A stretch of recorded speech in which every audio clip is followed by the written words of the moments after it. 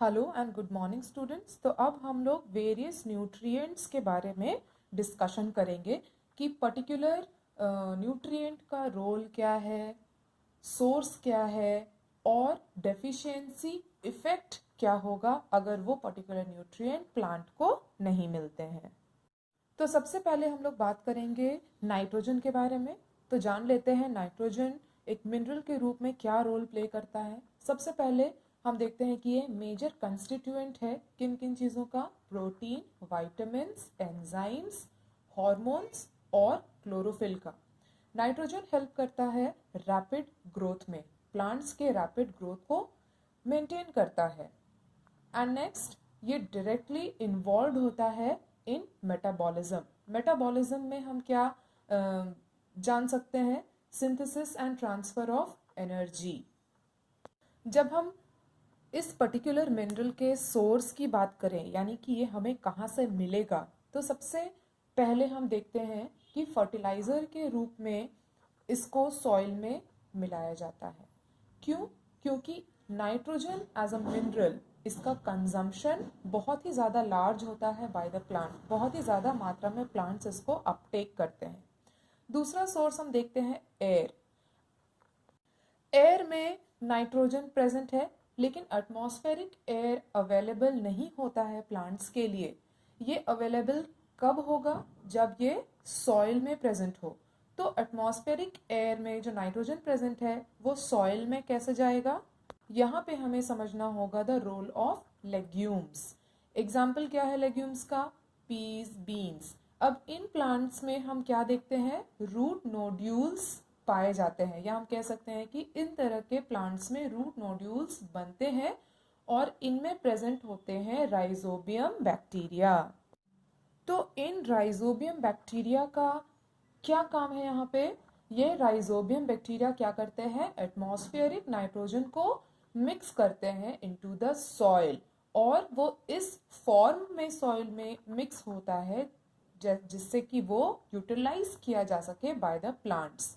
तो basically nitrate या ammonium ion के रूप में नाइट्रोजन सॉइल में बाय दीज राइजोबियम बैक्टीरिया क्या किया जाता है?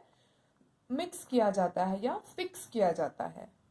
अब हम लोग बात कर लेते हैं नाइट्रोजन मिनरल के डेफिशिएंसी की। अगर nitrogen as a mineral plant को ना मिले तो क्या क्या डेफिशिएंसी इफेक्ट देखने को मिल सकता है। सबसे पहला, प्लांट में स्टंटेड ग्रोथ देखने को मिलेगा। जैसे कि हमने पहले ही पढ़ा कि मेजर रोल क्या है नाइट्रोजन का, कि ये प्लांट के रैपिड ग्रोथ में हेल्प करता है। तो नाइट्रोजन की कमी के वजह से प्लांट के ग्रोथ में रुकावट आएगी। दूसरा, हम देखते हैं कि पत्तों में पीलापन आना, येलोइंग ऑफ लीव्स, ये भी एक डेफिशिएंसी इफेक्ट हमें देखने को मिलेगा। अब ये तो डेफिशिएंसी की बात हो गई। अगर नाइट्रोजन ज़रूरत से ज़्यादा मात्रा में अगर प्लांट्स को मिले तो क्या होगा? Excess nitrogen can delay flowering and fruiting. ये फ्लावरिंग और फ्रूटिंग प्रोसेस को क्या कर देगा? धीमा कर देगा। अब हम लोग बात करते हैं फॉस्फोरस के रोल के बारे में। तो फॉस्फोरस मिनरल ये मेजर कंस्टिट्यूएंट होता है, मेजर पार्ट होता है न्यूक्लिक एसिड का, कुछ प्रोटीन्स का और सेल मेम्ब्रेन्स का। फॉस्फोरस एक मेजर रोल प्ले करता है इन रैपिड रूट ग्रोथ और मैचुरेशन इन प्लांट्स। मतलब ये हेल्प करेगा रूट के रैपिड ग्रोथ में और प्लांट के मैचुरेशन में ये हेल्प करेगा। ये डायरेक्टली इन्वॉल्व होता है in formation of flowers and fruits. Source phosphorus का क्या क्या है? फर्टिलाइजर में मिलेगा ये, और ऑर्थोफॉस्फेट के फॉर्म में, जो कि रॉक्स और सॉइल में प्रेजेंट होता है।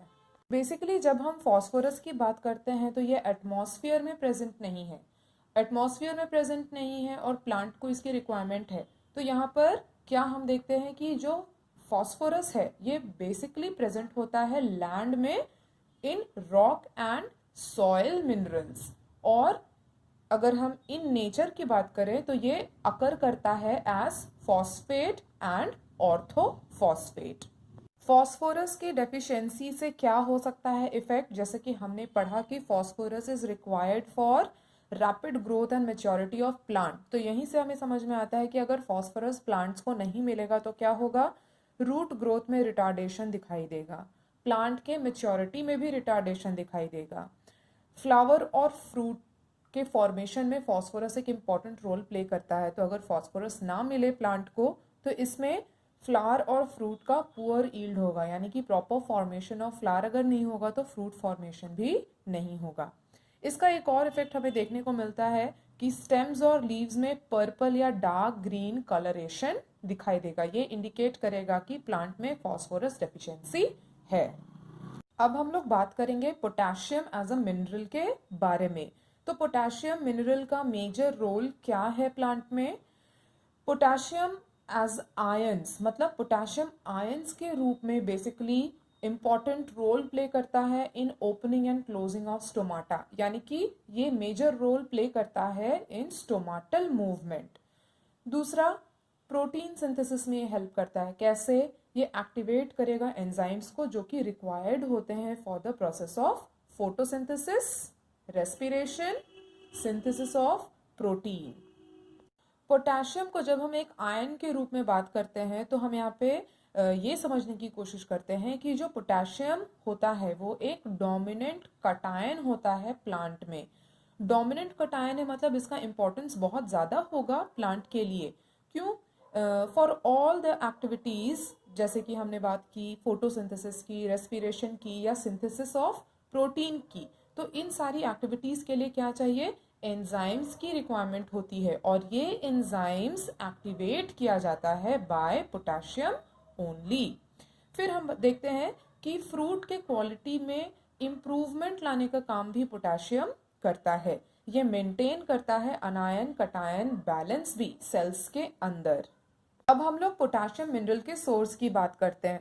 ये एज अ फर्टिलाइजर या ऑर्गेनिक मिनरल के थ्रू हम प्लांट को प्रोवाइड कर सकते हैं। जब हम पोटेशियम की डेफिशिएंसी की बात करें तो ये इफेक्ट करता है, या इस पोटेशियम डेफिशिएंसी का इफेक्ट हम इस तरीके से देख सकते हैं।